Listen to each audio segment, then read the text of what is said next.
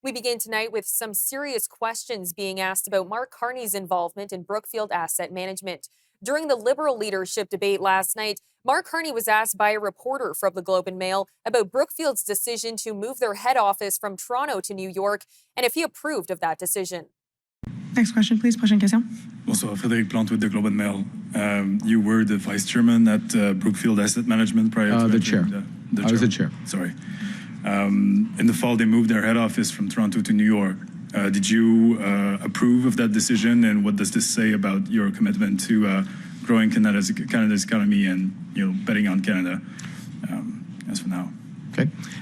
So two things. I'll just correct a few factual things. One, I was chair of Brookfield Asset Management. I ceased to be chair on the 15th, I think, of January. When I announced for leadership. Also ceased to be chair of Bloomberg as well, ceased to be United Nations Special Envoy on Climate Action and Finance, ceased to be a number of other things. So I resigned all my positions because I am all in for Canada, all in for this leadership, all in during this time of crisis to build our great country, okay? That's the first thing. Second, the formal decision of the board happened after I ceased to be on the board. I do not have a connection with Brookfield Asset Management. No longer have a role, obviously, as I resigned in the middle of January. However, documents released today show that Mr. Carney actually encouraged the board of Brookfield to move their office to New York on December 1st, 2024, prior to his resignation. We reached out to Brookfield for comment, but they did not respond to our request. And the Conservatives were quick to jump on the disparity, with Conservative MP Michael Barrett accusing Mr. Carney of lying to Canadians about his role at Brookfield. Last night, Mark Carney lied to Canadians. He lied to Canadians, saying that his company, Brookfield Asset Management, only moved their headquarters from Canada to Donald Trump's hometown of New York City after he had resigned from the board.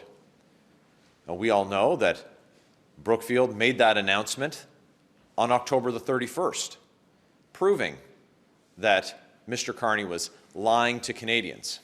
But this morning, we can share with you a letter signed by Mark Carney on December the 1st. Now, this is just days after Donald Trump had threatened Canada for the first time with unjustified tariffs. Now, this letter says that the decision by the board, of which Mark Carney at that time was chair, was unanimous to move the headquarters and Canadian jobs to Donald Trump's hometown of New York City. And the letter implores shareholders, urges them to support the move. Now, this is not surprising, but it is extraordinary to have Mark Carney stand before Canadians and in response to media questions to lie. Michael Barrett also urged Mr. Carney to disclose his financial interests in case he becomes Prime Minister.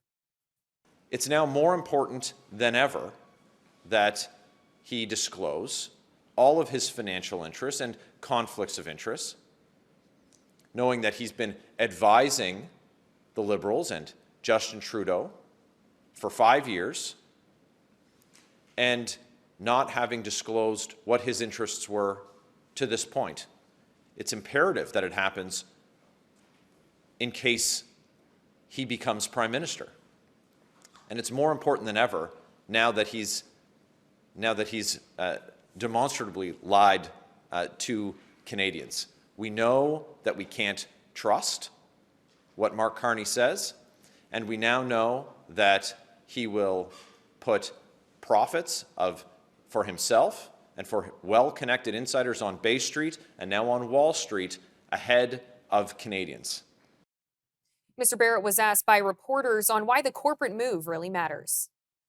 Donald Trump asked companies to move to the United States, asked them to take their jobs, to take their investment dollars to the United States.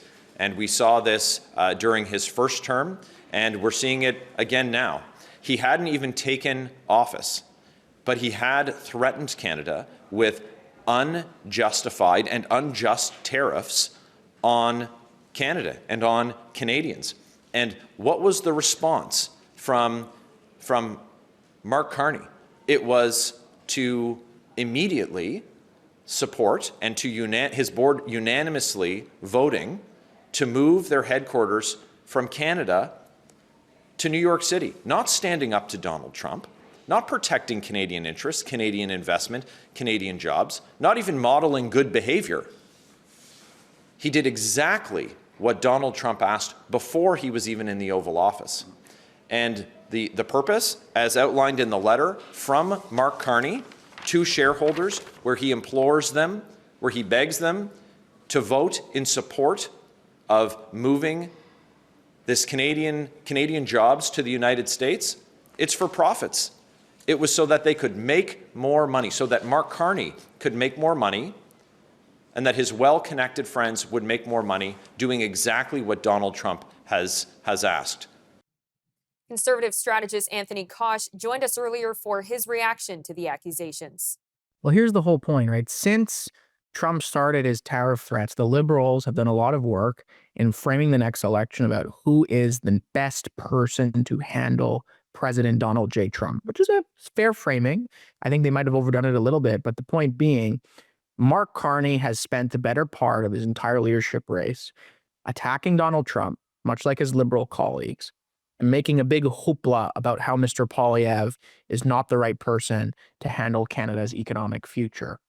Meanwhile, we now find out that mere weeks after President Trump was elected president of the United States, Mark Carney personally appealed in a written letter that has now been published to his board and shareholders at Brookfield to approve the move of their headquarters from Toronto to New York City. In other words, Mr. Carney had more faith and belief in the future economy as he saw it built by Donald Trump than he did in the economy that he himself built with the help of Justin Trudeau. So we'll see how much of this goes out, but the big important part here is not only what happened, is the fact that when he was asked about it point blank, he lied to the Canadian public. So if there was nothing that was done that was wrong or improper, why not just say it? Fact of the matter is, they know this is a sore spot. They know this is a weakness. The optics are horrible, and they thought people weren't going to be able to figure out the details on this. But now that they have, so it's double. One, why'd you move the business? But two, why, when you were asked about it, did you lie about your involvement? We also asked Anthony for his thoughts on what Chrystia Freeland should do in response to the scandal. I think leadership races are unique in this respect because you're running for the opportunity to run, if that makes sense. And a very big part of that equation is the individual in question actually electable?